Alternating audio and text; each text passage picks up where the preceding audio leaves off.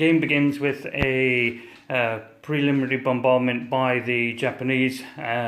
The three main batteries, one 4-gun and two 2-guns, fire with a repeat fire mission whilst they hit and pin. The dug-in anti-tank guns survive the initial.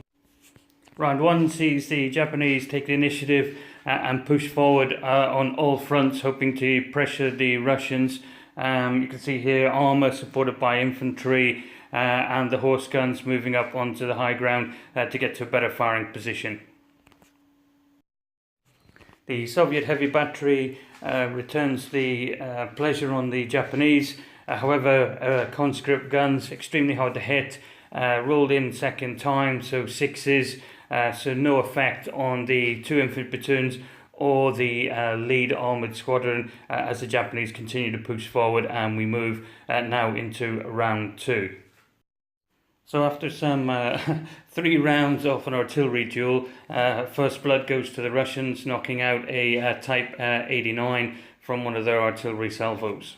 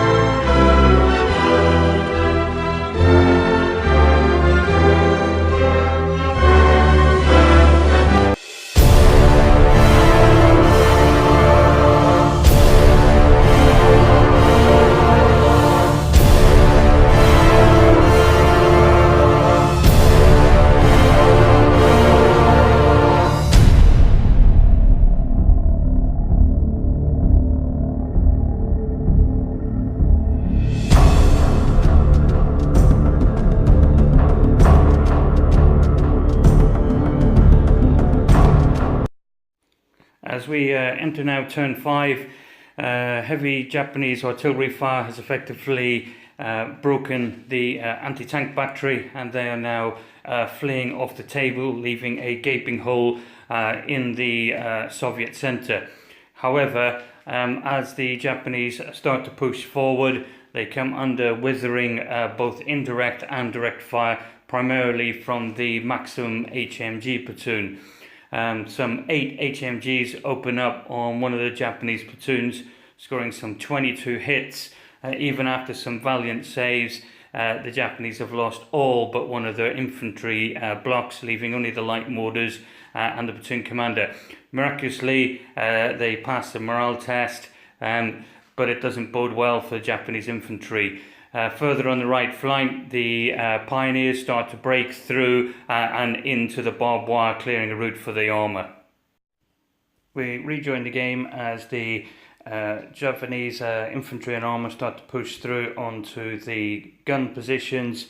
It's looking particularly challenging now for the Russian gun line, but fortunately the Russian in the form of its biplanes is coming in, hoping to break up the attack. Unlikely that it's going to be enough, as you see the Japanese swarm through the barbed wire and dug-in positions. One tank is destroyed to Russian air attack, but it's not enough as we see the first Japanese tanks start to engage indirect fire with the Russian heavy artillery battery, 1 gun destroyed from multiple machine gun fire. Russian reserves are starting to flow down off the hill to try and back up the heavy battery, but really now the Russians are in a choice to pull that heavy battery off the table, but that's going to really expose the remaining infantry platoons. On the flank, however, the Russian armour has started to arrive with the armoured cars starting to engage, and they bail 2 of the tankettes, and 2 further Hagos are bailed by heavy machine gun fire and artillery. More Russians will start to flow on, but Japanese anti-tank guns start to engage, and 2 of the armoured cars are destroyed.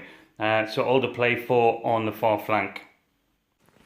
The Soviet hordes with their armour now starts to push up, a mixture of armoured cars, BT-5 and BT-7A, heavy guns start to push against the Japanese flank. The Japanese armour, the 4 remaining, are now all bailed. However, the Japanese anti-tank guns and artillery are taking a heavy toll. As you can see, many burnt out wrecks. Meanwhile, in the middle, the Russian artillery starts to take casualties, and the defensive positions start to get breached. The Russians are about to take their first tank terror tests to see if they can hold off this assault.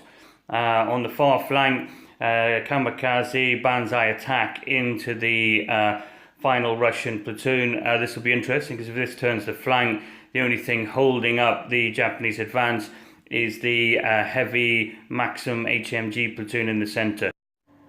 So the game is playing out pretty much as it did for the actual first Japanese offensive. They managed to put pressure across the whole of the Russian front and start to push on to the heavy gun positions. This has forced the Russian commander to throw his armour in unsupported, no infantry and very little artillery as it was pulling back. This resulted in the ability to stem the Japanese tide, but at huge cost. Hundreds of armoured cars and tanks were lost to the human bullet, as it was called, a former tactic of Japanese infantry, just literally throwing themselves at the armour as a form of bullet and destroying numerous amounts of this armour, which was unsupported by infantry. And this is what we see as the game develops about halfway through the gameplay itself.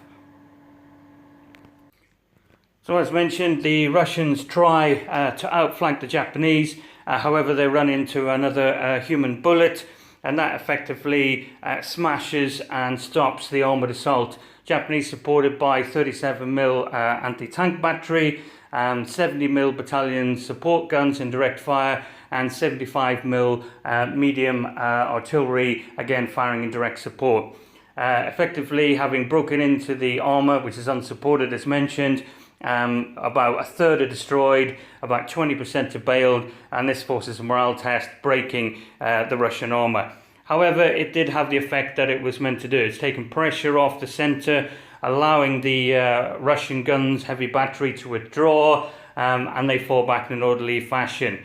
Yes, a win for the Japanese in the sense that they carry the position, but as happened on the day, they were unable to follow it up, simply because the Russians sacrificed so much armour. Some 600 tanks and armoured cars were destroyed, mainly by Japanese infantry, with next to no dedicated anti-tank or armour support. And this just shows the mix between the ferocity and experience of the Japanese versus the conscript Soviet forces. So I hope you enjoyed this.